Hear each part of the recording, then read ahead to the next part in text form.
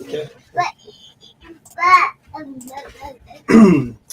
Good evening. What is up, everybody? Nick Sisson here on behalf of N2 Media and the Pick Six podcast. Still waiting on getting my boy Matt Evans here. We're both parents. As you can see, this is the newest edition. This is Eleanor, Ellie Grace, or Moo, as I call her. And we'll get Matt going in here in just a little bit, probably. But we are going to be joined by a special guest. And I do have him currently waiting in the lobby. And since he's got a game tomorrow, I don't want to hold him up tonight in case he wants to get some late night film study in. So I'm going to go ahead and bring in our special guest. We're going to be joined by the head coach of the Puyallup Vikings. You may have heard of them recently, DJ Mims. And let's bring in Coach right here. Coach, do we got you loud and clear? Yeah, can you hear me? Hey, good. How you doing tonight? Oh, my goodness. My microphone, my speaker settings, I have to change real quick. I'm glad you can hear me, but apparently I need to get either my headset. Do you know where the Bluetooth headset is? Nope. No. Just getting started. 1 second. Sorry, buddy. No, you're good, man. Take all the time you need.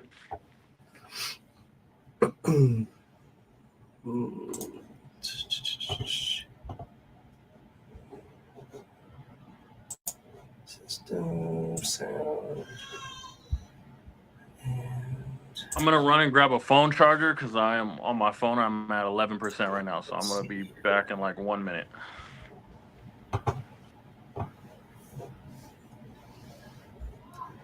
At least my mic works, but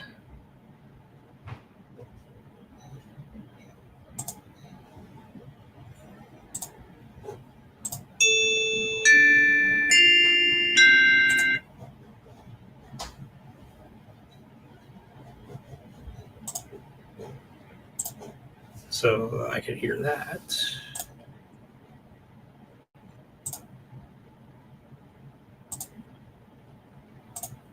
Test now.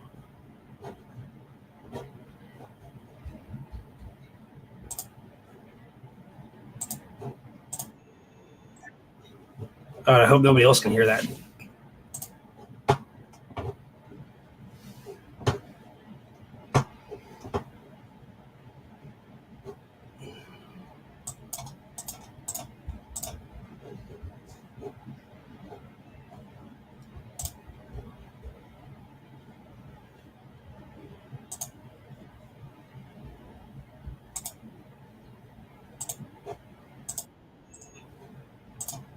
Man, I need Matt right now so I can get somebody else to test the audio here. I got the chat. Let's see. Go Kelso. Test now. Brian, can you hear me? Jake, can you hear me? Someone who's on the comment section, type in, or were you able to hear Coach? Because I can't hear anything.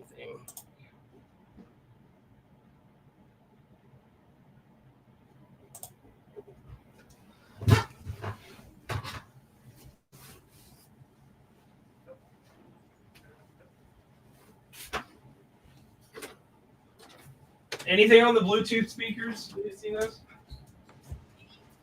Bluetooth headset? Have you seen the Bluetooth headset?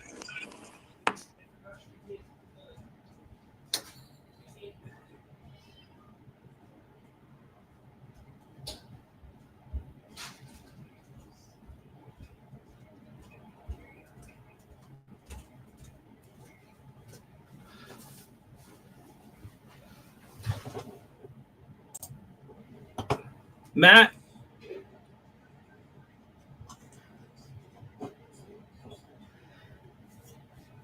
My speakers aren't playing.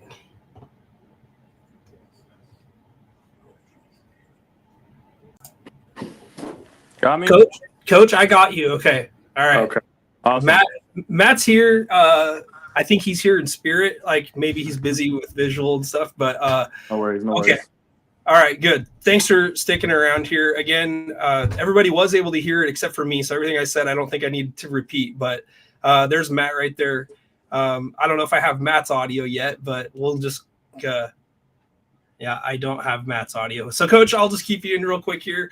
No, no First off, worries. thanks for joining me. I appreciate it. Thanks for joining us here tonight.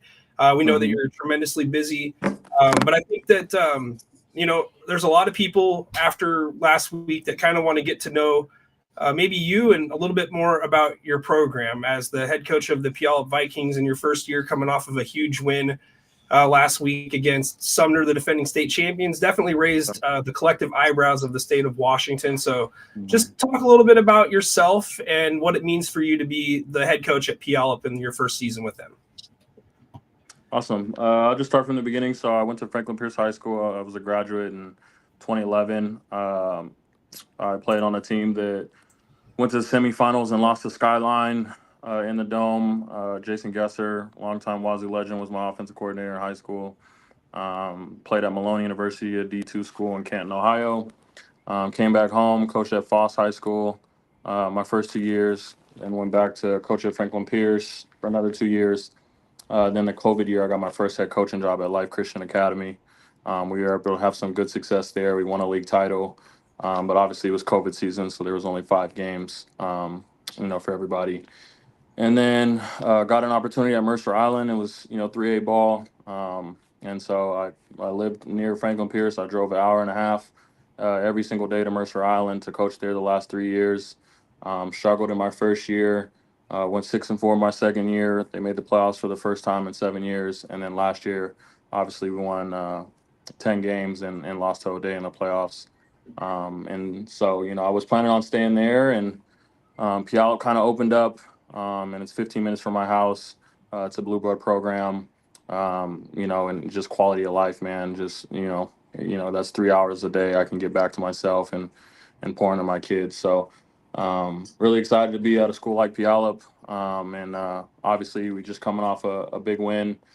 So there's a lot of excitement and intention right now, and we're just trying to make sure we keep our head down, stay humble, and keep going. So. Yeah, a lot of stuff to take away from that response there, Coach. You mentioned Mercer Island being one of those stops, a program that had a 15, 16 game losing streak at one point there after you took over, and then turned the corner that second Mhm. year and started to compile some wins. I'm really curious as to what your approach is in terms of building a winning culture. Taking a program Yeah. like that maybe has some resources, but maybe doesn't have the discipline or the athletes, and how you're able to turn out such a quality team. And you did it in such a short amount of time, which is why it's really Yeah. no surprise right now with how you guys are playing at Puyallup. It's not like the Yeah. cupboard was bare there, but you seem to have an Yeah. effect on building a culture. Yeah. I said this to Chris Egan when he interviewed me. I like my philosophy is a lot different than I would say the traditional head coaches. I grew up in an era where it was like, whatever your head coach said was law, and we all listened. And if you didn't listen, you wouldn't see the field. And now it's like instead of just trying to require that respect out of kids, I rather earn it as a head coach. And so when you earn it and you build that trust, kids are want to walk through a brick wall for you. And then also it's just about having boots on the ground and being a hard worker, being the first one in, last one out. And one of the things I'm super proud of that I did at Mercer Island that a lot of people probably don't know is I was the head coach of my varsity and my freshman team. And so I would skip practices on Monday, let my other coaches handle it, and I would, go coach my freshman team because I knew that I had to have hands on every kid in my entire program. I had to get to know every kid in my program. It's about retention, so I wanted the freshmen to come back as sophomores. And so, you build camaraderie with those guys because they're the future of your program. And so, that's what we did there. I had a great staff with me as well. It's not just me; it's a collective. Great community support.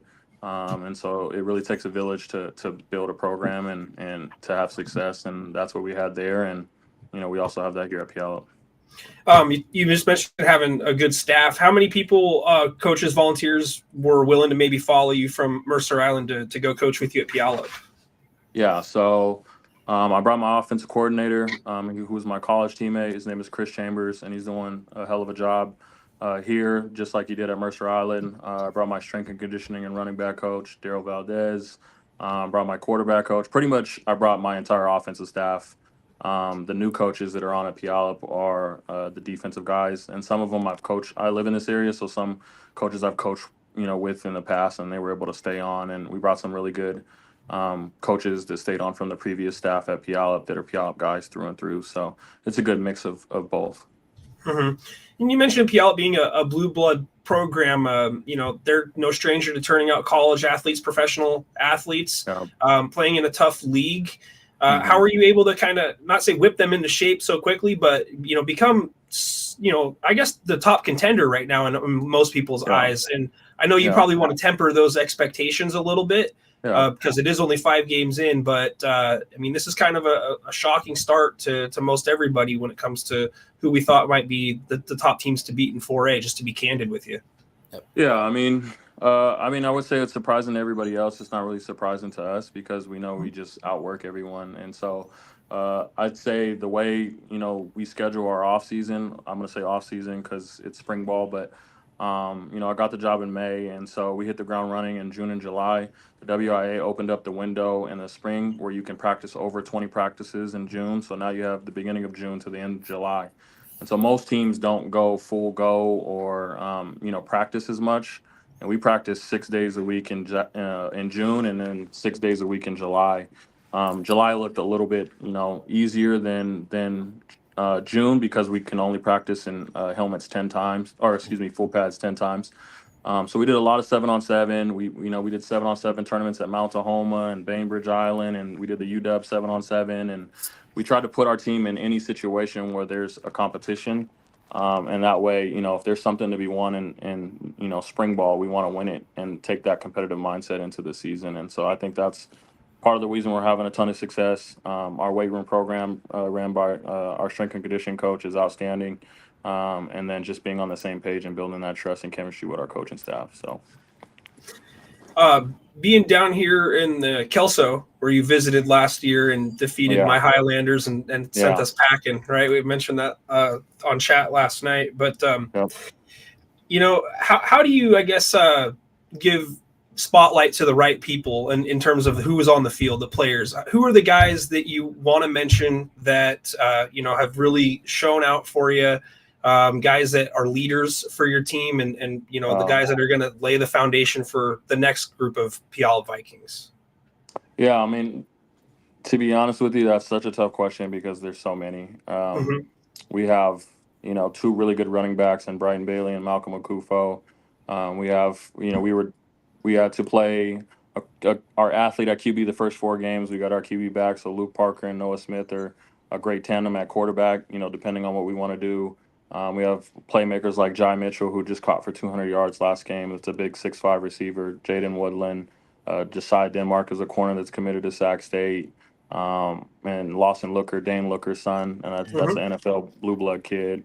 And he's, leading our team in receiving yards and touchdowns. And so there's just so many kids.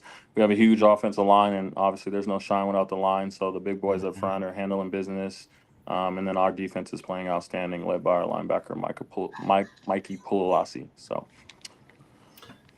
definitely a lot of guys to name, especially when you're talking about the beef up front, because really the offensive line and the defensive line, most coaches will tell you that winning the trenches is winning the football game.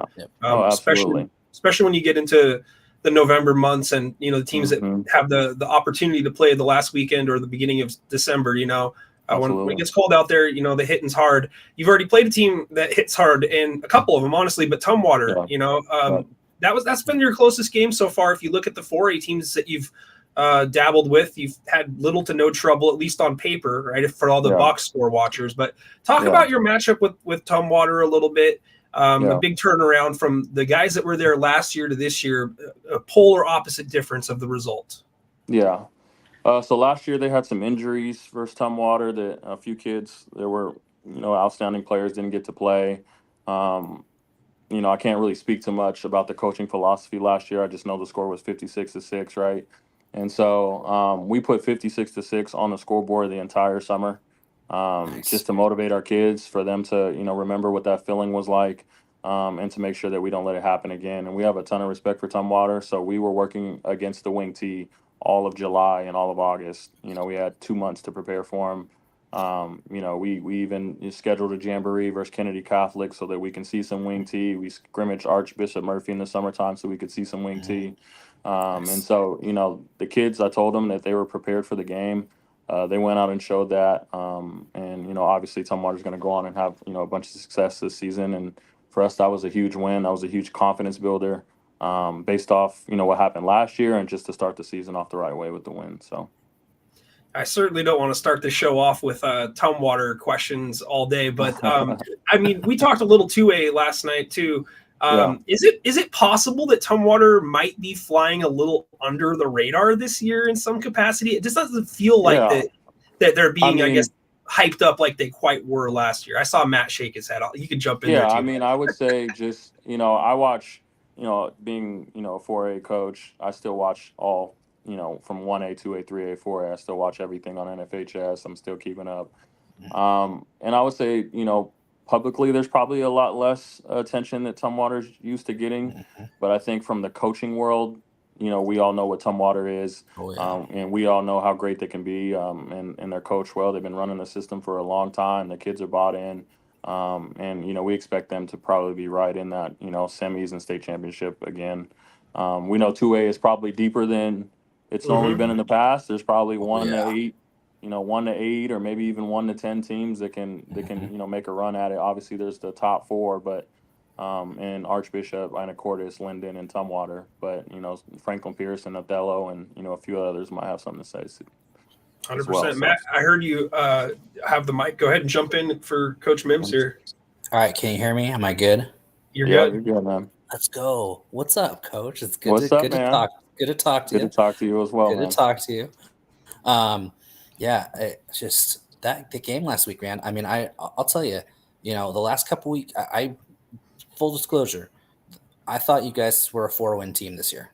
Just full disclosure. But coming into the season, that's kind of what I was thinking, just looking at the schedule. But man, it just every week it seems like you guys are just more and more impressive. And going into that Sumner game, I think a lot of people were kind of starting to kind of maybe jump on the train. I think now you're going off the tracks, man. It's just it's crazy where Puyallup's going. Like what do you tell the guys to kind of keep them motivated and keep them focused on the goal, the goals at hand?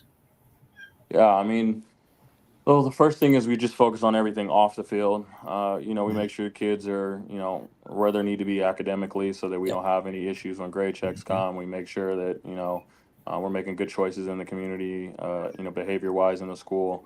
So that's the first thing, because if you have any of those hiccups, that can, derail anything you have going on the field. And then, we have a pretty strict schedule. So if we play a game on Friday, we're waking up at 9 a.m. for a recovery lift.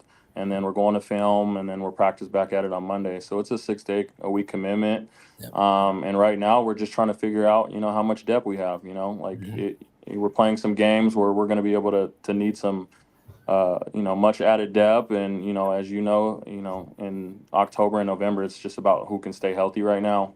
Exactly. But right now we're trying to keep the kids level-headed. They're 5-0. They beat the defending state champs. And so I just want to make sure that we're walking with a lot of, humility, just being humble, remembering that we got to come to practice and still put the work in each day. And I tell my kids I have this philosophy, and it's just, if you are a starter week 1, doesn't mean you're always going to be a starter week 2. And if you're a starter week 2, you're not always going to be a starter week 3. And so we create that constant competition at practice on all 3 phases of the game. And that's the kind of mentality that we take. It's got to be really difficult to keep the kids humble now that you've got, people like me saying, you have you guys top 5 and seeing top 2 from the Coaches Association. That's obviously you want to kind of stay under the radar, but that probably doesn't help, us guys doing stuff like that. Yeah. And we use a little bit of, Tacoma News Tribune or Todd's, rankings or whatever to use that as some extra motivation too. Like this, I think the coaches poll came out this week and it had us at 2 and 2. Lake Stevens at 1. And I'm like, well, we got to win out. And, if we win out and do what we're supposed to do against Rogers, South Kitsap, and Curtis is going to be a tough one. Then we'll have a date with GK and maybe be able to move up. And so we're just trying to take it one game at a time. We're trying to go 1-0 every week. We're not trying to look too far ahead. I tell my kids that. Coaches, we're going to do that naturally. But, again, these kids are pretty confident. So it's just a blend of keeping them humble, but also keeping them hungry at the same time. Amen to that. Amen to that. You know, Coach, just to piggyback on that, all three of us, we all know that just because the coaches rank them this way or the computer rank them that way, when we get into the room, they're going to look at so many different factors and formulas and transitive properties, who played who. By that time, I don't think that it should be a direct comparison at this point with you and Lake Stevens. There's still so much that's going to happen. There's a lot of football left between now and then. One question I did want to ask you, all right? If you don't want to answer, I completely appreciate that. Okay. But you seem like a real candid, straightforward guy. Last season with Mercer Island, you were 9-0. And you mentioned this to me having to go on the road to play Kelso, right? You win that game for the right to go play O'Day. Great season at Mercer Island. No shame in losing at O'Day. Did that situation, the way it broke down, and how you ended up playing that game against O'Day and knowing that they went on to win the state championship, and then this job at Puyallup opens, right? This job opens. There's 50 other applicants, but did you see any writing on the wall that, without offending anybody at Mercer Island, but if your goal as a coach was to win a state championship, did you not see it as a possibility with how 3A is evaluated and how your league was evaluated, that you might want to move elsewhere, and it's a blessing that Puyallup was willing to take you on? Was that something you wanted to distance yourself from? Again, I know it's a slippery slope. No, I mean, I don't have a problem answering it. First of all, I love Mercer Island. That is a special place to me. I was really happy that one of my assistants was able to get that job. And then another one of my assistants was able to get the Renton job. And so right now I got a little coaching tree going, which is pretty spectacular. That's awesome. And Renton's having a good season so far. Yep. And so I'm really happy for those guys. But it was very hard to leave a community that I won over and had a lot of success in and built a lot of relationships in the community. And I say that to say that was probably the hardest thing to do, is leave, a bunch of kids that I've developed those relationships with, and the families that I've developed those relationships with. Looking at the seating, that wasn't probably one of the reasons I left. I didn't even probably think about that once. But it did kind of tick me off. That, we went 9-0. And then, if we went 9-0 and then hosted Kelso, I would have been like, okay, right. Like, Mercer Island hasn't been good. We feel like we're having some success this season. Okay, you rate us at 16, and now Kelso's coming up. Okay, I would have been okay with that. But the fact that we were 9-0 and had to travel, I've never seen a 9-0 team have to travel in the round of 32. And so, we went down to Kelso with a chip on our shoulder, and obviously we won that. And it's kind of ironic that in 2017, the last time Mercer Island made the state playoffs, their first game in the round of 32 was Kelso, and their second game was O'Day. So I'm like, this is coming back full circle. And so, part of that has me, changing the way I coach these football games for Puyallup, though, and making sure that, we dominate in games, make sure that, we schedule, some good. I wasn't obviously a part of the scheduling for Puyallup's non-league games, but I will be a part of scheduling it next year. And you want to make sure you schedule, tough games. And that's one thing I didn't do at Mercer Island for my non-league games, is schedule some tougher opponents, because the community showed us that, Mount Tahoma, who loaded up their non-league schedule, some of those losses were considered good losses versus other teams, bad wins. And so that's kind of what I learned from that scenario is maybe, taking the Sumner approach and playing like a Westland or a Lake Stevens, or taking the Lake Stevens approach and playing a Bellevue. Those things benefit you down the line. And hopefully, Tumwater will benefit us. I think Skyview, hopefully they win out. I know they're struggling to find some games right now, but hopefully they win out. They have a date with Camas later in the season. And then hopefully Evergreen wins out. So we're hoping our non-league, opponents have a lot of success, but I think that's the approach, is to schedule some tough non-league games, so the committee has to really make some tough choices. Yeah, I remember we had some really good discussions last year about Mercer Island and seating. I remember vividly us talking about, hey, we're 9-0. I mean, why are we traveling on the road? And and ultimately it was out of your guys' hands too, not your fault, not your choice to be in a second tier. Absolutely not your Absolutely. choice. Yeah. And I think hopefully we're going to see the athletic directors look and I mean I like the spirit of it. I like being able seeing those teams that struggle consistently. I like giving them a chance to have some success to build a program. But at the end of Yeah. the day, I think that it does more harm than good for the league as a whole. And Oh, absolutely. we talked about that a lot last year. And I appreciate your candidness on that question, because it's not Yeah. it wasn't an easy subject to talk about. I mean, No. that And was it was a 2-year plan, so we'll see if they bring it back next year, or they tweak it, or they go back to 3A, 4A, 2A. I like it how it was. I mean, granted, Mercer Island hasn't beaten Bellevue, but no, that's still our rival at the end of the day, and being able to play them was good enough for us. And so, a little bit different for SPSL. I mean, we have 2 divisions now, Mhm. and we're playing the North and South, and the winner of each plays for a league title, and I kind of like that format versus Oh, yeah. what the Kinko has. I completely agree with you there. I love that format. It gives you guys that opportunity to have one more really meaningful game for the Yeah, committee. Well, It's kind of one of not those only things I'd love to that, see. Yeah, go ahead. yeah, not only that, but it gives you the flexibility to schedule non-league and Mhm. versus Yep. having to play an 8 game, 9 game league slates where you're going to play 4 teams that probably shouldn't take the field with you every year. Yep. If you're a top tier team. So I mean, it gives you the flexibility to schedule a Tumwater, this season or last season. Yep. If you wanted to. Yeah, and Yeah. the other thing is you get a real playoff environment Mhm. week 9 game going into the playoffs around the 32 the following week. And Yep. so that's the other thing is, sometimes it's hard if you're playing teams that are not so good on the back half of your season. It's hard to take that momentum in the playoffs and play a really good team. Whereas now, if you're playing crossover games, right now I think our 1 is playing 1, 2 is playing 2, Yep. 3 is playing 4 on both sides. Now you get competitive matchups week 9, and you have a little bit of momentum going into playoffs. And then, Coach, you got a game tomorrow night, Thursday night, against South Kitsap. Matt already kind of alluded to the question about how to keep your guys focused, but have you had the conversation already with your guys about making sure that you don't fall into the trap game, so to speak, coming off of a huge win? Absolutely.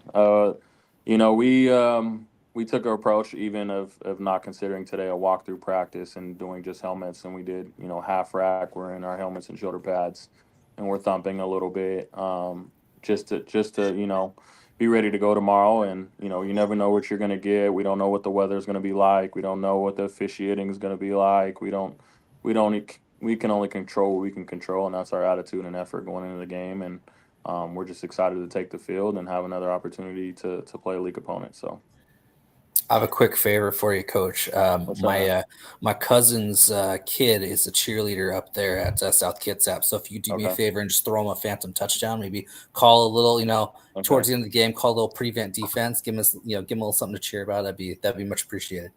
All right, man. All right, man. Well, make sure your computer gets us up on those rankings then. That's my Lord. This isn't a lobbying session, Coach. Jesus. I got to make sure to take off the Coach Mims penalty, factor on there. It knocks you down like 5 or 10 spots. Oh, for sure, man. I'm excited. Coach, I got one more serious question here. What's a successful season look like when we get to December for Puyallup football? What will it have looked like in your mind? Successful season is holding a trophy for sure. Okay. That's where our mindset is. We're not taking no small wins. Again, we're 1 game at a time. That's the mindset. 1-0 every week. But we feel like with our coaching staff, our offensive coordinator Christian Chambers is doing a hell of a job. We're scoring 45 points a game. Our defense is doing a hell of a job. Our defensive coordinator Coach Rambo, we're scoring or giving up 11 points a game, and so we're trying to make those quotas each and every week, no matter the opponent that we're playing. And so that's the mindset is 1-0 every week. We know there's some great teams. We know Gonzaga Prep's out there, Chiawana, Lake Stevens, Bothell, and so on, GK, of course, and so on and so forth. And so, without looking too far ahead, we've already been breaking those films down as coaches and watching games on NFHS while preparing for our weekly opponents, to just make sure that we have all our ducks in a row to really make a run at things. And We feel like we have the talent. We feel like we have the coaching staff. We feel like we have the community support. And like I said, we're hammering out all the things that we need to hammer off the field in terms of grade and how we're acting. And yeah, I think a successful season would be to get Puyallup back on top and get what Coach Heward had going on in the 80s and 90s. So. Amen. Yeah, we just need Keith Jackson alive right now so he can talk about Puyallup, because that's all he talked about back in the old college football days when Damon and Brock were playing that UW there. But yeah, we're trying to definitely get those guys back into the fold, man. Hey, I don't know if you heard, go ahead, Matt. Yep. Brock name dropped the program today. I was driving over to drop my son off at school. And yeah, Brock's talking about, hey, you know about who's doing really good in football? The old Puyallup Vikings. I was like, oh yeah, Coach Mims. Yeah. We're trying, man. We still got a lot of work to do. Yeah, like I said, we're head down, boots on the ground, and it's a long football season. I just want to be able to keep my guys as healthy as we can, and we'll see what happens. Amen. All right. Well, Coach, what do you like to do when you're not, doing football? Are you into some really cool stuff? You playing some Madden? You playing some college football? I know Matt's on some college football. Funny you asked that. I'm straight football mostly. 6 days a week. I got a ton of buddies coaching collegiately, so I'm always checking in on their programs. Obviously, I got to watch football on Sundays, check my fantasy team, make sure I'm doing what we're supposed to do on the fantasy football stuff. And then I actually I'm in a college football and then Madden league that I've been in since college. It's the same group of 32 guys. We all, awesome. We get a group of 32. We all, randomize the teams or whatever, and we run 10 seasons and whatnot. So when I'm on my downtime, I try to, have a little Madden and a little smack talking with some buddies, and then it leads to my players challenging me and all that other stuff. So. But good stuff. Other than that, man, I'm just, trying to get better, man. Watching, coaching clinics, watching podcasts, watching, anything I can to gain an advantage in the coaching world, and again, watching a ton of film on, everybody else. So I got till December, and then my girl's like, that's enough football. So I'm trying to get as much in as I can before Christmas. And then I gotta not talk about football till May. So, so hockey season is in my house. My wife, hockey season starts for me on tomorrow night, and into April rolls around. She's just like, dude, I don't want to hear about Sean Couturier, and I don't want to hear about your Canadian players. Just stop it. So I hear you there. I'm all Denver everything, man. So I'm a diehard Nugget fan, diehard Broncos fan. Nice. So I'm just always checking in on my teams, man, making sure my Broncos are doing good. So, man, yeah, with the help from the Eagles, they're looking decent after this last week. I know. Same thing though with the help from who's the dickhead that threw the interception? Darnold. Oh my God, Darnold. What is that? What is that reverb? Is this going to be like? Be weekly in the playoffs. Looking like. I can barely hear anything. Something's weird. Maybe the internet connection. That's probably what it was. Yeah. I think we went through a tunnel. Yeah. I think we got you here, Coach. Sorry. Yeah, Darnold. I was saying he sucks. He doesn't though. It wasn't his fault. No. I think we might have lost you there a little bit, Coach. I can't hear. Yeah. Matt, do I still have you? Yeah, I'm here. Okay. That's I heard something, but then it went away like very quickly. So. Yeah, dollar store 4K audio cable in the comment section from Brian. Oh my gosh, Brian, you actually watched the game? That's crazy. Okay, I see Coach moving now. Can I hear him? Got me. I got you, but it's muffled. It's like a little crackly. Yeah, it's crackled. I don't know what the deal is.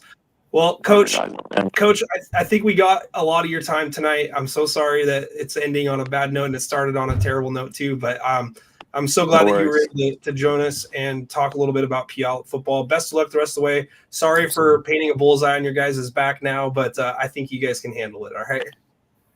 Thank you. Appreciate it, guys. You guys have a good night. Thank you. Yeah. Take care. Best of luck, Coach. Bye, guys. All right. Well, we're here still. Dollar Store 4K audio cable, Brian. I can't believe you. I don't know if you know that reference, Matt, but I was doing the stream the other day and for Evergreen and Kelso, and my cable is like a couple years old and it's like worn down at the connector pin, right? So when I'm panning the camera, it goes blue blippy until I can like jiggle it. And so yeah, this guy who was watching the game kept commenting and stuff. He's like, man, you got a dollar store HDMI cable or something? And I'm like, oh my God, it's a 4K. It's like, no, I actually spent like decent money on these things. It's crazy. So, oh my God, that's awesome. Oh, well, speaking of awesome, how awesome is Coach Mims? To be able to, I love Coach Mims a lot. I mean, he, like I said, he was such a strong advocate for the Mercer Island program the last few years, especially with the institution of the tiers, and me having the penalties in my rankings for the tiers, getting those, like always putting out rankings of Mercer Island being undefeated, but like in the 30s, and he's, just always advocating, just like, hey, why are we here? What is the thing? And, and just, we had some really good conversations on social media last year that I grew to just absolutely love and respect him, and so happy for him getting the job at Puyallup and just seeing the success that him and the team is having this year. It's just great. I love it. Couldn't happen to a nice person, great person. Yeah, no, I enjoy listening to his, I guess, direction and his feedback. He seems very candid, willing to tell you exactly how he feels about something. I'm surprised that he was, willing to say that a successful season would be a state championship, because obviously it's hard to fall short of that goal when you sit out and say, hey, we're winning a state trophy. It hurts when you don't obtain it, especially when you get there. And I think he's got a team that, has a decent shot to get to the championship game. But, as we know from the, last years that we've been covering, it's hard to prognosticate how deep the class really is from year to year. And I think that 4A, if you look at some of the results that we've seen elsewhere, is still wide open. I mean, I don't want to bash on Coach Mims and his Vikings right now, but good coaches are going to, watch that film. They're going to break it down. They're going to see if they can find a weakness. And, there's still Lake Stevens out there. He went down the list. There's still Bothell out there, who's in the top 10, who just beat, Bellevue. So, I mean, Graham Kapowson, and we don't know about them and a head-to-head situation. I just feel like there's still a lot of unknowns, but good on him to be able to put it out there and say, hey, we're going for it. Well, I think at this point in the season, being where they're at too is just kind of like, that should be the expectation. If you're unbeaten and you're, second in the state and in second to fifth in the state and whatever poll you're looking at, you're kind of shortchanging your team if you're like, let's just look for quarterfinals or semifinals. No, man, you may get the disappointment of not winning, but the expectations are lofty now. And I like that that's where they're looking. Yeah, 100% agree. Great point. Yeah, they have a really good team, apparently. Brian Levesky has watched their film and says they're legit, but this is the same guy who told me that Tumwater was going to win the state championship last year, so I really don't know how serious I can take him, but yeah. But back to the Vikings real quick. Yeah, I mean, I wasn't on the 4-win train, Matt, but I was in the neighborhood. I was thinking maybe around the 5 to 6 range, in a season that might be crossover round worthy, kind of be in the mix, so to speak. Only because it's year one of your coaching regime. I didn't realize, that's why I asked how many of his coaches he was actually able to bring over and keep his offense together. That's why the cohesion appears to be clicking on all cylinders at this point in the season. I mean, when you're averaging 45 points a game and you're putting 50 up, against good defenses and then the defending state champions, I'm not going to say it's excessive, but it's a lot. It's a lot to get excited about. I loved your question about how do you temper the enthusiasm or expectations, because we are talking about kids here, but I mean, you could walk the halls on the next Monday and say, we just beat the defending state champs by, 40 points, essentially. Yeah, I mean, that's a huge accomplishment already. Yeah, absolutely. And considering, how that, the program itself had been struggling lately, I mean, they're back, Puyallup's back. And it's, I really hope that we get that Puyallup GK SPSL championship game. I'd love to see that game, especially the way that GK is playing this year as well. I think that could be just an absolute shootout, and one of those, 42-41 last team to have the ball wins the game sort of contests. Yeah, there's a lot to be decided still. Like I mentioned, telling him that, and he knows that. But at the same time, there's got to be a lot of respect given to a team that just beats the defending champions the way that they did in a game that where we were expecting it to be pretty close. And I think there was a lot of people that were like, okay, is this the week where the pin drops? Are they going to be normal? Are they going to? They're playing a good team this week, and they just look anything but normal. And it makes you just wonder if it's sustainable. And if you have the right coaching plan in place week to week, and people are working as hard as they are, sky is the limit for Puyallup. I think it'd be a really great story to see them continue to win and play some big, meaningful games right away, because they are a storied, high school in the state of Washington with a lot of talent that's turned out and played here in the Northwest. Well, and the other thing, like Coach was mentioning, their schedule breaks so well for them right now. Having the next two games being South Kitsap and Rogers, it's going to give them the opportunity to build some of that depth. There's more than likely starters are going to be out by the third quarter, early fourth quarter in those games. So you're going to get a chance to get some meaningful reps for some of those kids, some of the twos and some of the threes. And that's going to be the thing that's going to be great for you as playoffs roll around. It gets colder, people get tight, stuff like that. So, obviously then they end with Curtis before the SPSL crossovers. But these next 2 weeks are going to be absolutely massive for them, even though more than likely they're going to come out with wins. It's going to be so much better for the future these next 2 weeks. Absolutely.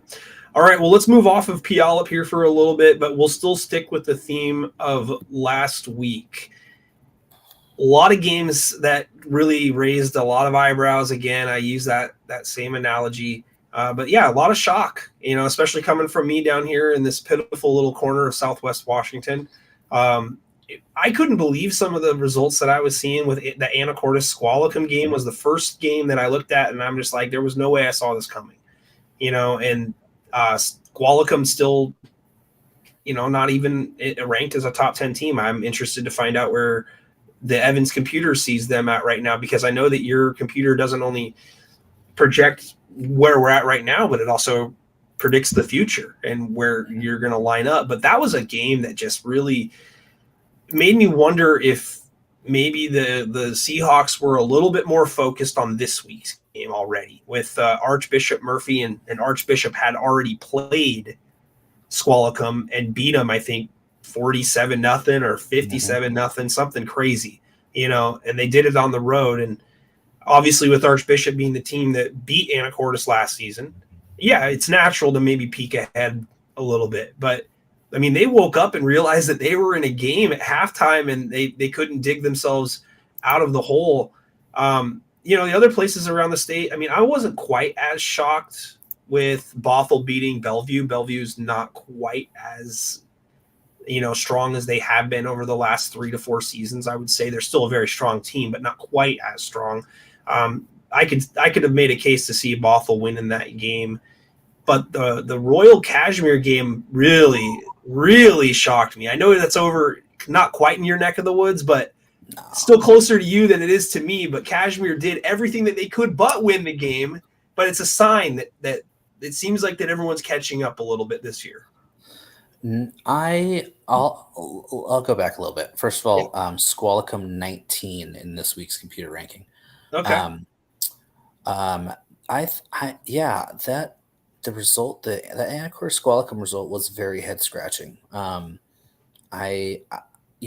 Typical trap game. Who can blame Anacortes for looking past Squalicum to Archbishop Murphy? I probably would have done the same thing if I was in their shoes. Obviously, they didn't have enough time to make that comeback, but this is one of those things. This is that tape that's going to help them in the future. What did we do wrong? How can we learn from it? That old growth mindset mentality.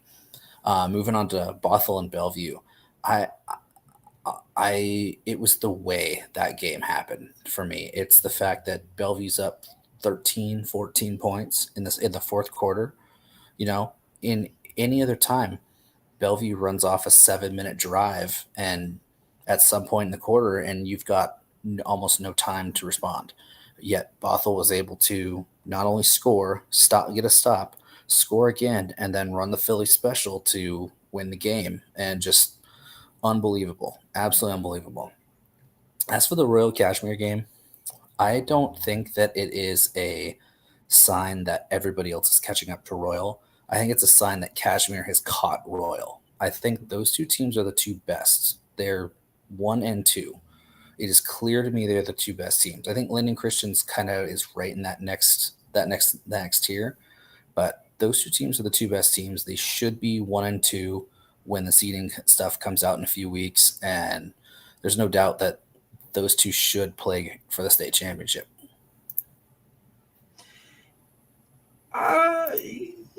I still kind of want to wait a little bit on the whole. Those two teams might be the teams that play for the state championship. I really like what's going on with Montesano this year. They returned a lot of guys that were in big positions last year with Torrin Kreitz, and then the quarterback. Gosh, his name is escaping me. Right, I think it was Tyson Perry. But they have a lot of guys that are returning, and obviously, they're the last team to beat Royal for a state championship. But more so, the way that they're winning has been impressive. They went on the road in week 1 against La Center. That game was probably a little closer than I think what it would be if they played again today. I think that Montesano would win by maybe 10 to 14. It could even be worse than that. And then taking on Tenino last week, Tenino was undefeated heading into that game. Just the way that Montesano is going about their business right now, makes me believe that they could be a team that takes a next step type thing. Because last year they were a semifinalist with Seton Catholic, and they weren't out of that game in a halftime or the third quarter, but they were not a better team. I think this year they might have a team that can really compete. And then elsewhere, Linden Christian, you touched on them. And we mentioned it a couple weeks ago about a team like Life Christian, who has dynamic players. They're not having the record season that you would look at and be like, wow, these guys are definitely contenders, But with who they've played, and even Annie Wright looked pretty decent against them last week. I think there's still a handful of teams that we should maybe keep our eye on, and maybe not just say that they're the favorites quite yet. But definitely it was not surprising to me to see Royal win. An overtime game. Wardenair's doing a good job. They still have Jenks out there. So anytime there's Jenks, they're all red. They're still a good team. But yeah, Kashmir has definitely entered the chat, so to speak. I think I'm high on Montesano. I want to see the game against Nooksack in a couple weeks. That for me is going to be the one that tells me where Montesano's at. Not just because they're playing a quality opponent, but with the bus ride as well. That's going to be the thing that really helps me there. I'm also looking at Cascade Christian. Cascade 100%. Christian is good. They're really good. And that's one of those teams that, you're not going to want to see them on the other side because, they're really good this year, but they're going to be even better next year and the year after that. And that's a dangerous squad right there. Yep. Well, you should also throw in the mix, that Seton Catholic is not ranked because they've played a lot of tough opponents. They lost to Columbia River, who's having a good season. That was kind of a game that shocked everybody. Like, why did that happen? But it happened. You know, Seton and then Kalama, they play this week. Kalama started slow, but I know that they've gotten a little bit better. I think that the 1A class is pretty deep, I guess is what I'm saying. I mean, if you're running into a 12 seed as like a Kings or a Kalama or a Seton Catholic, I don't think Seton Catholic will end up being 12. I think that they'll end up climbing up a little bit higher before we get there. But, La Center is not quite as high as they were last year. It seems like there's just a lot of good matchup potential here in the 1A class and every class for that matter. Right now, I mean, that's the one thing that I want to say at mid-season point is that this year seems so much more refreshing. That I feel like that legitimately that there are so many teams that can be pumped up for the opportunity to play in the playoffs and make that journey to the state championship. And matchups do play a big part in everything. I feel like so many teams actually do match up pretty well with one another this season. Yeah, I really like. I just looking at the what the computer's projecting for week 10 matchups. Like, I think my favorite grouping is just 7 through 18 on the 1A bracket, because I mean you're looking at right now where I'm at, where it's I'm not usually don't share these, but I'll share them with our audience here. But right now, my lower half of the bracket projections for 1A round of 24, I've got Lakeside 9 Mile Falls Zilla, I've got Omak Nooksack, I've got Tenino Seton Catholic, I've got Kings Rochester, I've got Kashmir Granite Falls, and I've got Colville Connell.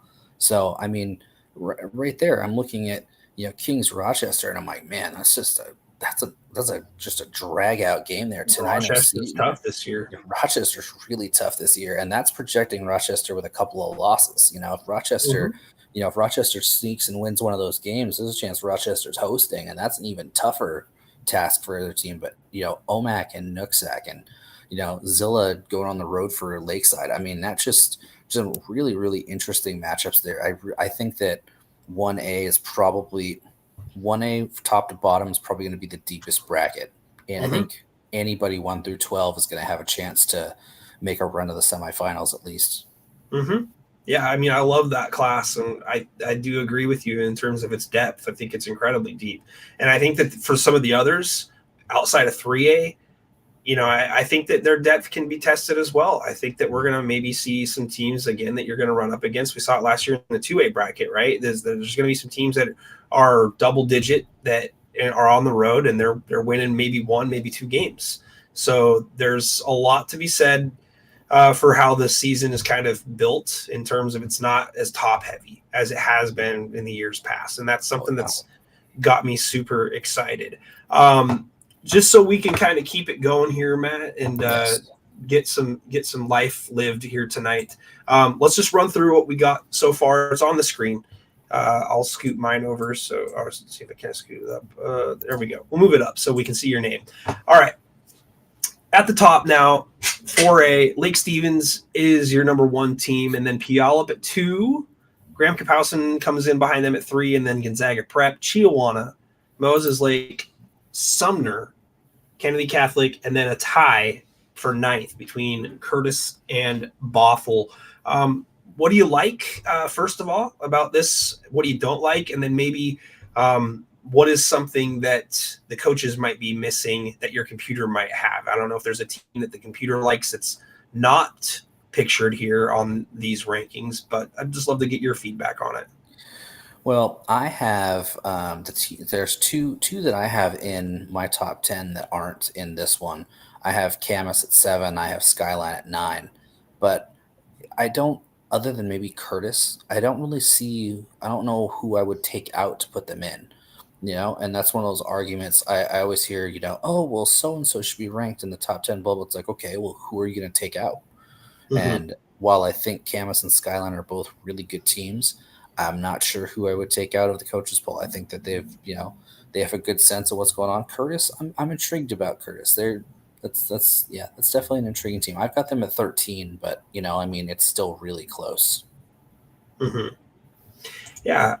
As for how the coaches have this top 10 ranked, what are your impressions on that? I'm very intrigued to see what Moses Lake does. That's the one that not just with the coaches. I like where the coaches have them. I'm intrigued to see what the seating committee does with them. Is the Big Nine is always looked at as a historically weak league, and there's a very solid chance that you're going to get three East Side teams that are undefeated in Gonzaga Prep, Chiawana, and Moses Lake.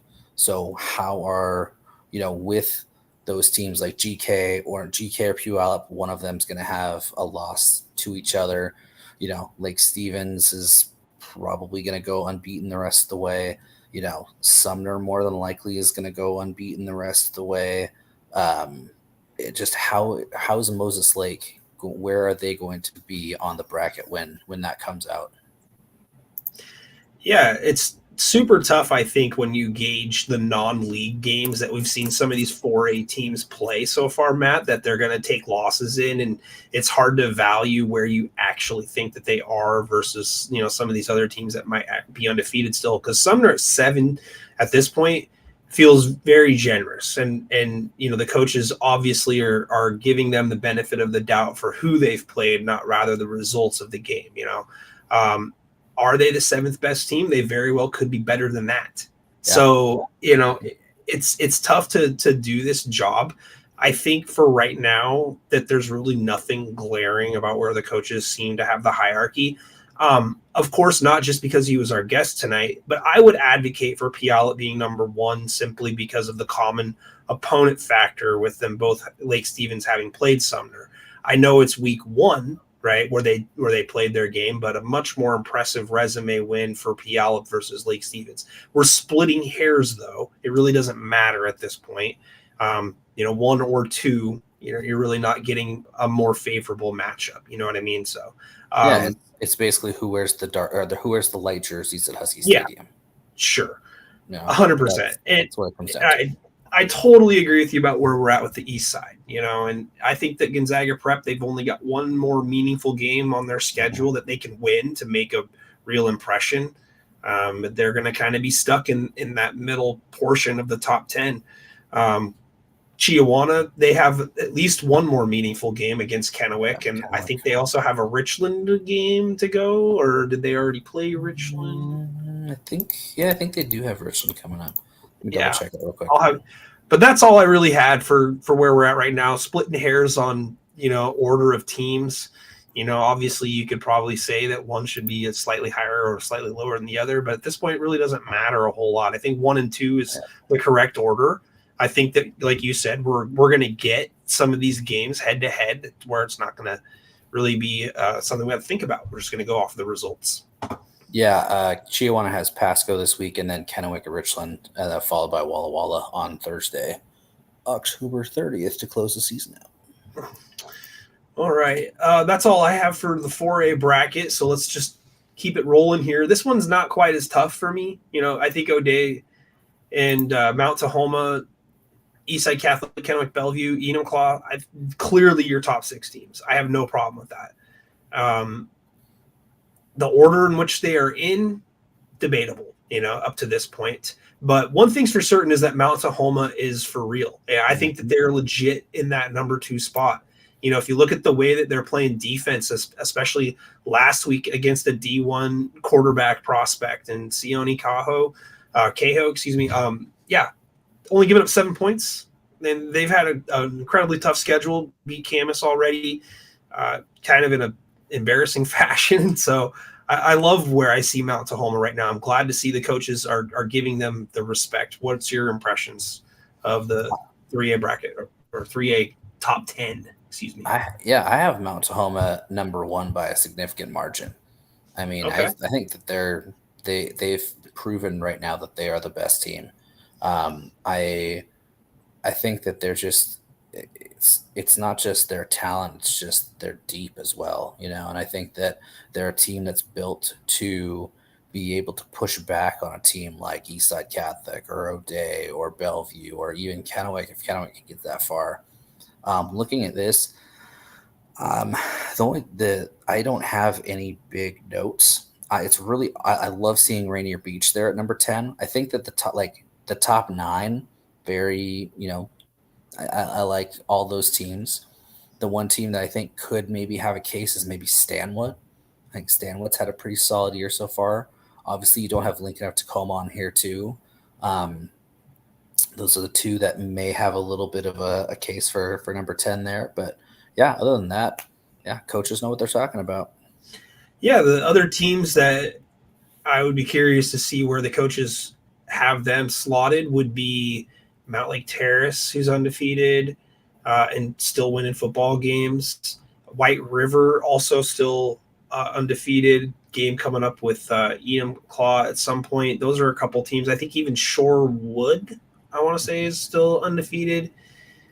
So there's a couple teams that I think that we could maybe gauge a little bit further down the road. It's not that I feel like that they're not good teams right now. I just feel like that there's a little bit of a Monroe factor. And what I mean by that is that they're great in the regular season. They score a lot of points. They win a lot of games, but then we go up against some other competition. And yeah, it's the opposite effect. So I don't want to disparage those teams, but they just seem to be a little bit behind the eight ball with their schedule and with who they play throughout the league. Would you agree with that or disagree? Yeah, I think that Cedro Wooley's the team that breaks that Westco hex this year. You know, Okay. they've kind of, the Westco is a league, you know, kind of, it seems like they present really well and then they get to the postseason and they just kind of get overwhelmed. But I think Cedro Wooley's built to be a team that could break through. Mm-hmm.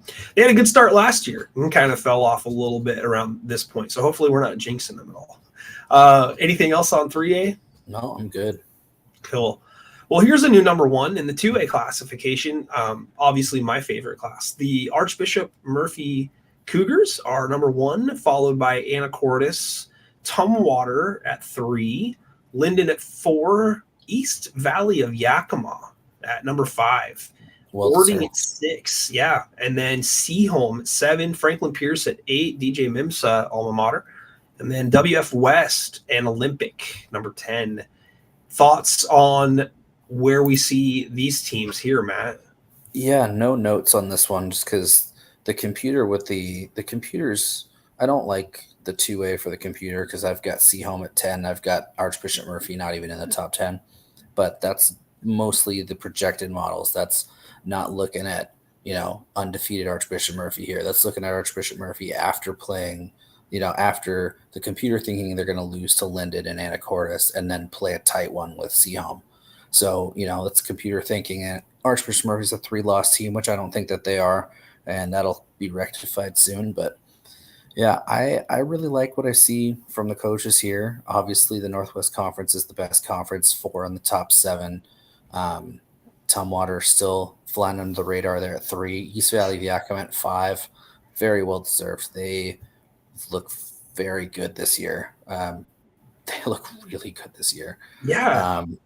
Yeah, I mean, you can't cut out Franklin Pierce. I mean, Franklin Pierce is a 1-point loss to Linden, and, you know, WFS great. You know, teams that aren't even on there that are still right in the mix. You've got, you know, Othello, who lost to East Valley last week. North Kitsap still a really solid team. You know, I'm high on Washougal as well, and, you know, I mean, there's a lot of really good football happening. Yeah, I mean, we could even go deeper than that, man. Stillicum is, you know, a good team. You know, they've played some pretty tough competition so far. West Valley Spokane is still having a decent season. I don't know how high I am on them, but, you know, they made it to the playoffs last year. And gosh, I mean, even Aberdeen, I know that Aberdeen got beat here by WF West, but they have a head-to-head win against Olympic. And, you know, I thought Aberdeen was playing WF West really tight, you know, for the first half. So it was tight, I think, at halftime. So I think that you could, Washougal's good. You can go deeper. It's crazy. And you mentioned Othello not pictured on your screen right now. Squalicum not pictured on your screen. I mean, they may not make up the ground that they need to. They still have some head-to-head games. They still have some opportunities. I mean, who the heck knows? They could end up being a team that is a problem down the road. Well, and the other thing too, Squalicum might not even make the postseason. Right, that's my point. It's so crazy. Yeah, Burlington Edison's right there too. I mean, it's just it's nuts. You know, that I've said it a couple times earlier this season that I think Northwest 2A is getting all 5 into the round of 16. I think everybody who makes it to the round of 32 is going through to the round of 16. That league is just crazy good. And the 5th seed is going to probably get somewhere in. They may have a home game. I think they may be a road team in the 17 to 20 range, but they're gonna surprise somebody, whether it's Burlington Edison, Squalicum, or it's not going to be anybody else. It's going to be one of those two. But yeah, it's nuts. And Franklin Pierce has 2 losses by 2 points total. And both of them are to teams ranked above them. I mean, they're totally in it also. I love what I see right now from the 2A class. Again, very refreshing. Before we move on real quick, if you had to ride one team right now for the rest of the way, who would Matt Evans put his house on? That's tough. I know, right? I would feel much more confident about this next week, but I think maybe I'd want to see what the game between Archbishop Murphy and Anacortes, how that goes. That would probably be the thing. And honestly, like Linden was played Anacortes. It's just and then you've got Tumwater right there. You know what? I'm gonna say if my new house is on the line, I would go with Archbishop Murphy. So I don't know what to do here, but I'm gonna play the same game because it's not fair to ask you. My house was on the line as well. I mean, the last 2 years, Matt, I've successfully kept my house on Anacortes. And they lost last week, and I know that they, still have the ability to reel off every game and win. But if my house is on the line this season, give me the Tumwater Thunderbirds. Because I feel like that ultimately they're going to get to the semis. They're going to get to the championship game. I feel like that they're always going to be in position. I'm so confident that they're going to end up getting some winnable games early on, and saw how they played last year against everybody but Anacortes. And if Anacortes has one thing going against them is that conference is so tough this year that you wonder what the effect is going to be when we get to the playoffs, because Seaholm could be your 4th place team and they could be in the championship game. I mean, it's so unbelievable as to how this year is turning out right now. But I would probably go with Tumwater. Even though I picked against them last year, sorry guys, I'll ride you right now in week 6. That's about it. So how the tables have turned, Matt. How the turntables. Turntables. All right, 1A, Matt's favorite classification right now. Oh, yeah. Royal still holds the top spot. Linden Christian nips at their heels. Kashmir stays put at number 3. Montesano at 4. And then Cascade Christian at 5. Here's a team that neither one of us said anything about, but came up with a big win against Nooksack. Mount Baker at number 6. La Center at 7. Kings at 8. Nooksack at 9. And then Meridian, another team that nobody said anything about, who's played some tough games so far, at number 10. I think that the 1A coaches have got their work cut out for them. As for right now, I trust their judgment. There's nobody that I'm really going to bat for who's outside the top 10. Well, the thing that's wild about this is the fact that one of these teams isn't making it state, because Northwest 1A just gets 3. So Linden Christian 1, Mount Baker 2, Nooksack Valley 3, Meridian wouldn't even be making it to the round of 16 or the round of the 24 for them. It's I would think, I honestly, no notes for me either on this. The teams that are kind of right on the outside looking in for me, obviously Seaton's out there, Colville and Lakeside on the Northeast. Northeast is kind of, it's a tough conference this year. And Colville's undefeated still. Omac's a decent team. Zilla's a decent team. Rochester's not there. And then you've got Life Christian, who clearly, has had kind of some struggles this year, but they scheduled really tough. So that's a tough matchup. Yeah. I mean, no notes for the top 10 here, but just what's lurking below the surface there, the jaws of it all is just kind of scary. 100%. Yeah. I love the Evco one with Rochester and then Montesano still to play. I know that Tenino just got obliterated by Montesano, but they're still going to have a meaningful game coming up against Rochester. Yep. So there's still some major games that can be played in that league as well. I feel like that Royal and Kashmir have both kind of played their tough games. Linden Christian, they're playing tough games each week. Mount Baker, I want to go back to them real quick. They scheduled Bellevue this year and played them pretty tough early. I had a feeling that they could be a decent team. They went on the road and they beat Hawkinson, who isn't having a great year down here for the 2As, but I like what I see so far from Mount Baker. Everybody else, there's so much mess going on right now in 1A between teams, let's say 7 through 20. I think that there's a lot of rearranging that you could do just based on your preference. So, yeah, and kudos to Bellevue and Mount Baker for making that game work. I mean, I think if I remember correctly, Mount Baker had a cancellation, and they were looking, and Bellevue was there. I wasn't sure Bellevue was going to want to take anything since they didn't have anything last year, but when I was told about that game, I got really excited for not just Mount Baker, but just Whatcom County as a whole. How often do you get Bellevue coming up to Whatcom County? I mean, it would not surprise me unless it's a road game against Ferndale, not very often. Seriously, and right? So just really cool thing, and that's another thing I've seen this year. Just lots of going off on a little bit of tangent. Talking about Cascade Christian right there. Cascade Christian went down and played Battleground this year. And went down and beat Battleground, who at the time was undefeated. I mean, it's been really cool to see some of these matchups that you don't think are possible just kind of pop up, and this is good. 1A is gonna be a fun classification. Well, I know it has nothing to do with 1A, but I totally forgot about it since you brought up Battleground and how they're having a nice season. I should mention that the Heritage Timberwolves of the 3A class are 5-0 currently for the first time in school history, and they are going to take on Mountain View this week. They have a chance to extend that to go to 6-0, and if you haven't been paying attention, Mountain View is yikes, not good this year. Okay, let's get out of 1A real quick, and this continues to be the trend here. Is I really just don't know, Matt. I mean, Freeman at 1 here in the 2B, Tri-Cities Preps at 2, Toledo at 3. I feel like those are probably the 3 best teams right now, but I want to put Okanagan in the conversation and Onalaska in the conversation. Newport is sandwiched in between those teams at number 4, and then the Adna Pirates at 7, Kittitas at 8, Colfax at 9, and then PL and Willapa Valley at number 10.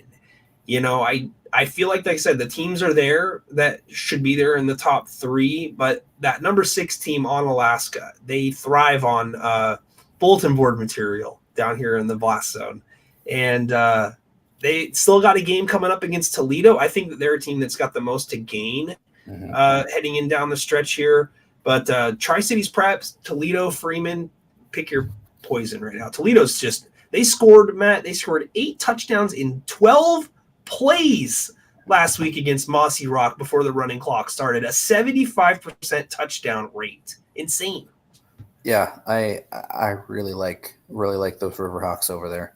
Really, really like them. You got some just titanic matchups this week. Freeman and Newport playing against each other. The one that I'm not sure about on this is Colfax. And the reason why is, yes, Colfax is undefeated, but technically Colfax is playing in the second tier of the Bi-County over here. So that one, I'm kind of pumping the brakes on that one a little bit. Obviously, I could be wrong. I'm not right 100% of the time, but there is a glaring omission, a glaring 1-win omission on this team or on this list. Napavine's not there, and they've struggled this year, but Napavine's Napavine, and that team it's a school and a program that you don't want to take too lightly, even when they are right now, they're a wounded dog, and that's when the dog is the most dangerous, is when it's got nothing to lose. And Napavine could be a team that plays the role of spoiler and shocker this year. Yeah, you never want to count a team out, especially a team that is well coached. And Napavine is that, but they are definitely struggling this season and dealing with some injuries. And, like Coach Mims said, you just want to be healthy. If you're not healthy and you don't have your best guys out there and available all the time, that's the way it goes, and you got to just deal with it. But I believe that their quarterback had went down the week before this last game that they had played against Adna. So, yeah, they've played an incredibly difficult schedule. They've played Montesano. They've played La Center. They've played Adna, like I just mentioned, who's a number 7 team. You're right. Don't count them out. They are a glaring omission. And they're on a 4-game losing streak for the first time in the Josh Fay era as the head coach there. So obviously, they're well aware of it. Everybody's well aware of it. Anytime Napavine loses, people pay attention to that. Can they make a run? Yes. When you look at the bottom half of this top 10 here, Matt, after about 8 or 9, I don't feel like it's incredibly strong. I don't feel like there's going to be a team that really pops up out of nowhere, and comes in and wins a few games, unless that team is Napavine. That would be like the only real exception. I've seen some results between the Puyallup Valleys, the Adnas, the Onalaskas, the Toledos down here in this area. And if that's where the hierarchy is right now, according to the coaches, I feel pretty confident about what they've got right now. And I think Napavine's going to win some games in league, and I think they're going to put themselves in position to play somebody that's meaningful. Will that schedule that they've played pay off? I don't know, but there's still some time for them to correct things. Nobody's safe. And the team that we're really not talking about is Okanagan, team that's been to the state championship 3 straight times. Now, obviously, they're missing a big contributor to that in Carter Kukambu, but still a team that deserves our respect and attention. So I think that both those teams, you mentioned Napavine, we should definitely be mentioning Okanagan in the same breath. Okay. And now for your specialty, the Liberty Christian somebody's, I can't see. Is that Patriots? That looks like a Patriot. That looks like a Patriot. Are just above the Waukaika Mules.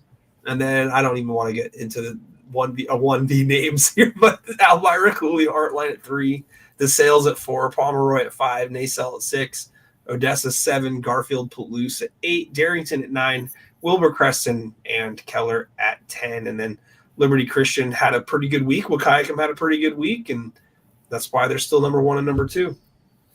Yeah, this is pretty dead on. I mean, the one team that's not on there that has kind of struggled this year is Nia Bay. Nia Bay took it on the chin week 2 with Liberty Christian and lost a heartbreaker to Darrington this last week in Nia Bay. But yeah, this looks really good. You've got a really good matchup this week. Liberty Christian hosts Odessa over at Franrish on Friday night. We may be there. I'm not 100% sure yet. Depends on how the baby is, but yeah, I don't see any big things on this. I mean, big ups to Waukaika. I mean, they, rumor has it that Keth Lammett's a very tough place to play, and they're in a really good position here to make a deep run. Yeah, they're doing all right so far. Ryan Lorenzo's doing a good job as the head coach, and they went and scheduled a non-leaguer against Waterville Mansfield earlier this year just so they can get a game. That was cool, willing to travel and take care of business. But yeah, they're definitely having a good season. And Nacelle, also having a pretty good season. They're rivals, and they've already played head-to-head, and Waukaika, had no issue in that game. I think they're very much a real contender right now. I mean, if you're looking for a team that is going to match up well with Liberty Christian, I don't know if you're going to find one per se. But I think Waukaika knows that they would have their work cut out in a head-to-head matchup. But all you can do is just win your games and get there. And if I had to put my money on 2 teams that I think are for sure semifinalists, I'd go with Liberty Christian and Waukaika. And I think Liberty Christian is going to be a finalist. I'm still kind of undetermined on Waukaika. A matchup against ACH, or DeSales could loom large still for them. But yeah, they've had a great season. They're taking care of business. And I think there was an adjustment period for them for 1 year to get used to 8-man football. So, yep. Oh, my little man is coming in to save me. He just opened up the door and then he just scattered out. All right. I really don't have anything else other than the 6 games that we want to pick here, Matt. So let's see what we've got on the docket. I know that there's a lot of teams that are playing on Thursday because there's in-service day going on. So let's see what we got here. While I peruse here, Matt, I'll just settle it and say right now, we got to pick this Anacortes and Archbishop game. Where are you going on that one? Well, every time that I pick against Anacortes, they win. And I hear about it afterwards. And I think I picked Anacortes on the Varsity News WA last one. I think I remember picking them. So I'm going to go Anacortes in this one. Even though I bet my house on Archbishop Murphy, I'm going to pick Anacortes in this game. Well, that's by the time the season's over. Your house is safe for now. So thank God. Yeah, I think that, there's going to be a big revenge factor this week for Anacortes. I think it's a get-right game. I know that they're playing the team that's ranked number 1 right now in a lot of people's minds. But, like we talked about a wounded dog with Napavine just a little bit ago, that you'd have to consider Anacortes to be this same. So I'm going to go Seahawks in a bounce-back win here. But it by no means is doom and gloom for Archbishop Murphy if they do happen to lose the game. So, yeah, I'm going Seahawks just simply because of the circumstances. I think that losing to them last year and then already losing the game ahead, you can't really afford to lose 2 in a row in the Northwest Conference if you want to win a league championship. So this is kind of must-win territory here for Anacortes, if you ask me. Let's see. You got any other a game on your mind that you want to pick? Let's see. Let's see what we got. I've seen some good ones, but I don't want to be the week 6. Let's see. That one's okay. Say hi. You're past your bedtime. It's past my bedtime too, buddy. Yeah, say hi. Say hi. Hi. This is Preston. Good to see you, Preston. What's up, Dad's dude? He's laughing with you. Yeah. This kid loves to go to Big Brother's football practices and pick up the football and run on the field and get nearly ran over. I got one here. Graham Kapowson at Bethel. Ooh. I think that might be a sneaky game there. I think Bethel at 4-1 might, be in the give us some respect category. What do you think about that game? I see the thing that's interesting about that. I think GK wins the game. I think they've probably win it pretty handily. But the thing that's interesting about that game is the fact that right now Bethel and Sumner are projected to be the 2s in SPSL, and that would be a hell of a week 9 matchup right there. Give me Bethel and Sumner with seeding on the line. That sounds great. Yeah, I'm going GK in this one. Yeah, I think that, it's a safe bet to go with GK, so I'll join you there. But this seems like a potential upset alert game. We should maybe keep an eye on it. Let's see. What other one jumped out at me? I think I saw one on the Thursday slate that I wanted to – what do you think about Zilla Kashmir? Both teams 4-1 this week. I think Kashmir wins that one by 4 touchdowns. Yeah. Yeah. Zilla's a good team, but, Kashmir coming off of a loss in which they probably could have won and think they should have won. I think I'd go Kashmir by multiple touchdowns. And then we got Cascade Christian at Onalaska. Ooh. That is spicy. Ooh, spicy. I'll probably go Cascade Christian on the road. Oh man, I would probably go Cascade Christian there as well. That's a close game. Here's my only caveat. If the weather is good, I would go Cascade Christian. If the weather is rainy, I would go Onalaska. Okay. Run the damn ball. I like it. Yeah. That's a good analogy. I like that. Bellevue at Skyline. 3-2 Bellevue at 4-1 Skyline. What do you think there? Bellevue and a bounce back. Okay. I'm with you.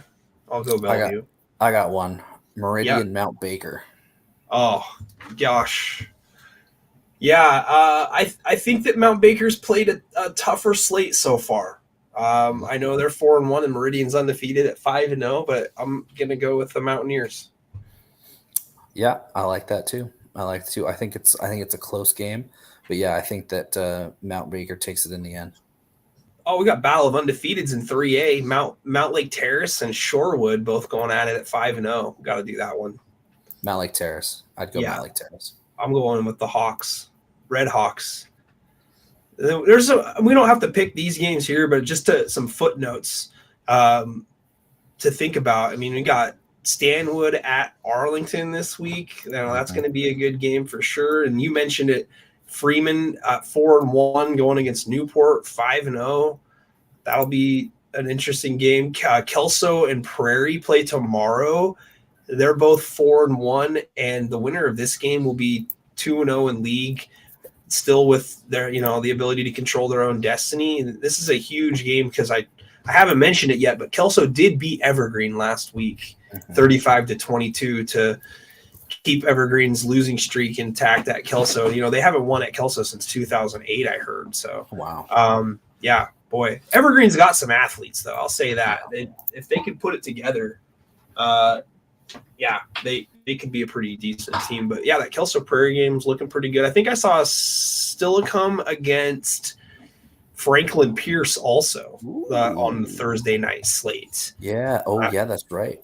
That's going to be an interesting game. Yeah, I think that one I got for you, man. Royal Prosser tomorrow night at Art Fiker. Oh, Prosser's coming off of a decent game, right? Then they win their last game that they lost the week before to East Valley. So I think Prosser, given how they played East Valley, it was only a touchdown game and it was low scoring. You gotta wonder if Royal's ripe for the picking here. You never say that about Royal, but yeah. Brian says that he is breaking down the Cascade Christian versus Battleground game. So Battleground was undefeated, like you said before, going into that game, Matt. And with Skyview kind of struggling to start, and they're really struggling in the terms that they didn't even get a football game last week, which was total BS. So make sure you tune into the Columbian 360 podcast, because I'm sure at least I heard when I went and talked with Meg Wachnick that there could be some stuff on that Skyview Decatur cancellation last week. So but Skyview has only played 2 games thus far, and kudos to Chief Self for stepping up this next week, and a 2A opponent taking the game against Skyview, a team that badly needs to just play. But in Brian Levesky's world, league doesn't start till week 7, so Battleground's right there. And Skyview, Camas, Union, I think that it's up for grabs this year, and I think Battleground's got a real chance to finally break through a little bit. Yeah, I want to throw out 2 things here real quick. First one, I want to praise the athletic directors down there in the GSHL for bringing back the 4A, 3A crossovers next year in week 6. Meg had a great article about it in the Columbian. I can't remember if it was yesterday or the day before, but yeah, the 4A football athletic directors and the 3A football athletic directors down there are going to be doing a week 6 crossover again. So number 1 and 4A will play number 1 3A next year, and then they'll just go down. I think I remember the article saying that 3A 5 and 6 will play their league matchup that week. But kudos to them for doing that again, getting some more meaningful games to the area. And then the other thing, obviously the game of the week that nobody's talking about, my Hanford Falcons traveling on the other side of the Columbia River take on Hermiston. Should be a great one. Go Falcons. Check it out on YouTube on Hermiston's HTV. I'll tweet out a link if anybody wants to watch that one with me tomorrow night. Put on your purple and gold. Man, well, before you do that, we got a game to win on Friday I mean, maybe not you because I think you're a Phillies fan, but definitely us Mariners fans here. You know, did the Phillies win tonight? By the way, I thought they were up. They did 8-2. Schwarber with 2 bombs tonight, so we play Game 4 tomorrow. Push it to 5. Let's go. Let's hope keep it so. going. The worst part is my sister and most of the rest of my family are Dodgers fans, so it's just been the last couple of days were not fun. That's not good for anybody.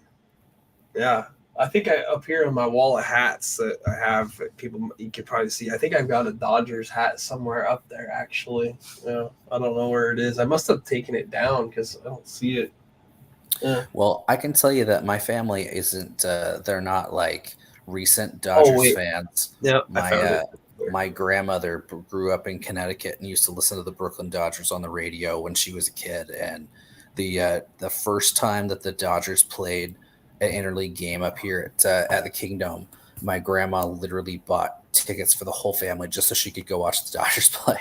We had like a group of 30 at the Kingdom, 29 of us rooting for the Mariners. My grandma and her Dodgers blue. She just wanted to go watch the Dodgers play, so she bought tickets for everybody to go up there. And so yeah, Dodgers blue. The family's anarchist that I have to be. I had to root for my Phillies team, so. Yeah, well, I have no problem with the Phillies winning, especially when they're playing the Dodgers. So yeah, I'm right there hoping that they end up coming back with you. Man, it felt like that today. They feel like if the Mariners could have lost twice, they did. I don't know why it felt that way. I know it's one game. The pessimist inside of me wants to say that this is a bad sign, but the optimist inside of me says, hey, you lost home field advantage before you went to Detroit. You at least got that back. So you did what you were supposed to do. You went on the road and you kept the series going. You know, obviously, if you have a chance to close it out, you want to, especially when you're up 3-0. I'm of the team that thinks that Bryce Miller should have been left in the game a little bit longer. I know that there are people that think that Wilson made the right decision, but not the right matchups here. A lot to digest after today's game, but ultimately I'm going to try to be happy and try to be positive. So the biggest thing for Friday is going to be just making sure that they get to Skubal early, and if they can't get to Skubal early, drive his pitch count up. You know, just fight, foul it off. Everybody gets a 5-6 pitch at bat. I mean, that's let's get him out of there in the 4th or 5th inning, and get to their bullpen, and then get some damage. Yeah, the way that the managers are going about these mid-game adjustments and such is just like mind-blowing to me on how quick they're getting their starters out of there. Like even today, I mean, I know that the Tigers win the game, but Casey Mize was not pitching poorly at all. Like, I think he had 6 strikeouts through 3 innings and only gave up a couple hits and 1 run. And you're pulling him after 60 pitches, and they had a bullpen start in game 1. Like, wouldn't you want to rest your bullpen as much as humanly possible? It was only 1-0 at that point. And then, I mean, when you're Seattle and you've got a guy with 55 pitches, it's like, you're already going to be making a tough decision on who's going to be going on Friday. You want to have your bullpen available then if you need to, right? Mm-hmm. So it's the whole thing just didn't make a whole lot of sense to me. I'm from the era, because I'm old, that guys used to throw 130 a night, 120 a night, and they would complete games used to be a stat. It used to be a league standings, a league leaders, and they'd be like 9 complete games in a year, And now it's like you're lucky to see 1. You're lucky to see a guy go 1 complete game all season long. I'm not saying that you need to leave him out there until his arm falls off, but when you've only given up 1 run, and the last hit that gave up the run wasn't really your fault. Yeah, you gave up a base hit, but the outfielder didn't cut it off correctly and let it get by him. I mean, I hated it. It's a tough job. It's a thankless job. You make a lot of money, but he made Scott Service look like a good manager today, so that's not really good. So. That's all I got to say. I just wanted to get the day over with and let everybody know that I'm still a Mariners fan and I'm sorry that they lost, but keep the thoughts positive. Exactly. Keep the vibes good. I mean, all they can do is just take the next one, and hopefully we're seeing Toronto next week. Oh, that is going to be awful. I can tell you that right now. That is just going to be. I mean, yes, it would be great to make it to the ALCS if we do. You can't put the cart in front of the horse, but I mean, it feels like that Toronto will have an unfair advantage because they're going to have a lot of fans in Seattle, unfortunately, and there's going to be virtually no Seattle fans in Toronto. I think it's a real tough situation. I don't think so. You don't think so? No, have you seen the regular season games? They've already. Oh yeah, I have. But they've already. Haven't they already sold all their ALCS tickets? And I hope so. And then B, if they haven't, they can do the pull the crap the Yankees pulled and just geolocate and just be like, sorry if you say A, if you say A at the end of your sentence, you can't get a ticket for the game. I mean, yeah. Do you use pure maple syrup or Mrs. Butterworth? When you spell theater, do you spell it ER or RE? Yeah, exactly. I hope you're right. I hope that there's some geocentric planning going on. But yeah, I'm fairly certain that they've already sold tickets for the ALCS. Like, I think you're right because I had some buddies that got tickets to the wild card and that never happened, and they just got them refunded to them. So it wouldn't shock me if the ALCS. I think that all playoff round tickets go on sale right away. I think even World Series tickets were available. World Series tickets go on sale, pre-sales tomorrow. Okay. But it looks like they have already sold. Yeah, ALCS tickets are already through on Ticketmaster. They're already on the secondary. Our Grays Harbor friend Justin Domashevitz is actually alive. I haven't seen anything from him on Twitter or anything lately, and he's like, a pick six pod. I'm so excited. Like, yes, we're doing it. I already talked about Montesano. What's going on? That's why he's here. His ears burned. That's why he's here. Yeah, someone said Montesano, and he's like, who, where, why? Let's go. Where are they at? I'm gonna fight them. It's like, let me get my dial-up internet going, and I'll go find them. Yeah, well, I hope he brings Daniel because I haven't heard from either one of them in a while. I have seen that they have done some podcasts on Sundays still, but I'm not, for whatever reason, I'm not getting the we're live notification pushed to me, but I'll get the finished product when they're not live the next day, and I'm like, it says the scrimmage was live at this point. It's like, why didn't you tell me? I would have jumped on that. But yeah, I'm gonna have to connect with Justin and figure out what the deal is with Montesano, and I'm gonna ask him if I can put my 1A house on the Bulldogs there, but I don't know. All right, buddy. Well, I'm all good. Me too. All right. Well, we were joined by DJ Mims of Puyallup High School, so be sure to go on back and rewatch that catastrophe of an interview. I'm sure that he's going to tell all of his friends what an amateur I am, so that's totally fine. But it was actually a really great conversation. As if you have some time to go back and listen to our conversation with Coach DJ Mims, he was great enough to come on with us and talk about Puyallup and as a program and his coaching philosophies. And helped us get to know him a little bit better and get to know his program, a team that's 5-0 and that's got state championship aspirations, according to him. So definitely worth the listen. Matt, as always, man, I appreciate you taking time out of your busy life to sit down with me.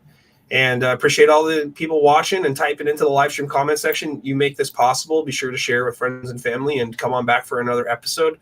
We'll try to get back here and do it again soon. No promises because we are both exceptionally busy this year, especially versus the last couple of years when we got kids growing up that are faster, bigger, stronger, and don't go to bed at 8 o'clock. All right. I am Nick Sisson. That is Matt Evans. Thank you guys for joining us, and good luck, Mariners and Phillies. And I hope you enjoy your high school football action this week, and we'll talk about it here soon. Take care. And